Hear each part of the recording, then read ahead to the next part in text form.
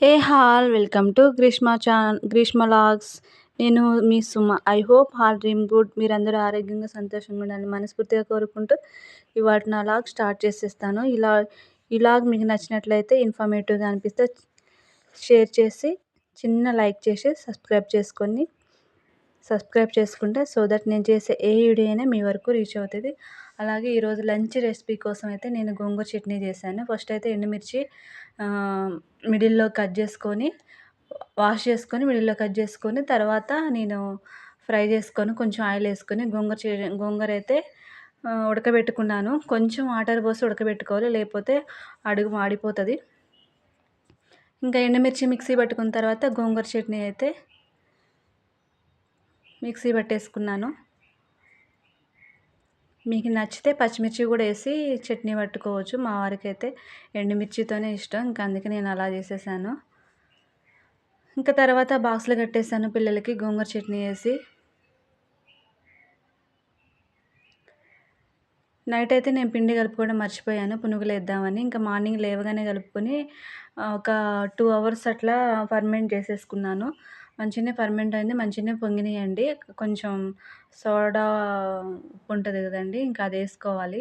కొంచెం ఆనియన్స్ వేసుకున్నాను, సోడా ఉప్పు వేసుకున్నాను కలిపేటప్పుడు. ఫస్ట్ అయితే నేను పెరుగును కొంచెం గోధుమ పిండి కొంచెం మైదా పిండి వేసి కలుపుకున్నాను. మీకు హెల్దీగా కావాలంటే గోధుమ పిండి వేసుకోండి, టేస్టీగా కావాలంటే మైదా పిండి వేసుకోండి, క్రిస్పీగా కావాలంటే కొంచెం రైస్ ఫ్లోర్ వేసుకోండి. మీ టేస్ట్ని బట్టి మీరు పిండి కలుపుకోవచ్చు. మనకు ఎలా నచ్చితే అలా కలుపుకోవచ్చు అనమాట పిండి అనేది. నేనైతే అది కొంచెం కలిపాను. మైదా పిండి కొంచెం, గోధుమ పిండి కొంచెం, రైస్ ఫ్లోర్ కొంచెం 3 కలిపి పెరుగు వేసేసుకొని సోడా ఉప్పు వేసుకొని సాల్ట్ వేసుకొని ఆనియన్స్ వేసుకొని అయితే పునుగులు వేసేసుకుంటున్నాను.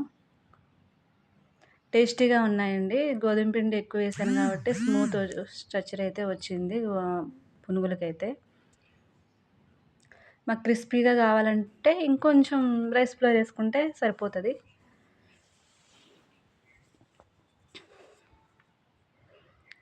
ఇంకా అంతే అండి. ఇంక ఈవినింగ్ అయితే పిల్లలు వచ్చేసారు.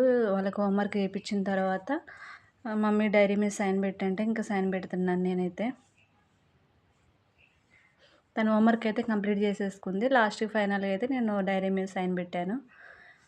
ఇంకా ఫైనల్గా అయితే స్వీట్ కార్న్ అయితే ఉడకబెట్టుకున్నాను. మా పాప అయితే స్వీట్ కార్న్ అలా తినదని చూపిస్తున్నాను. లాస్ట్కి ఆ రోజు ట్యూషన్ లేదని పాపకైతే పేర్లుతున్నానండి.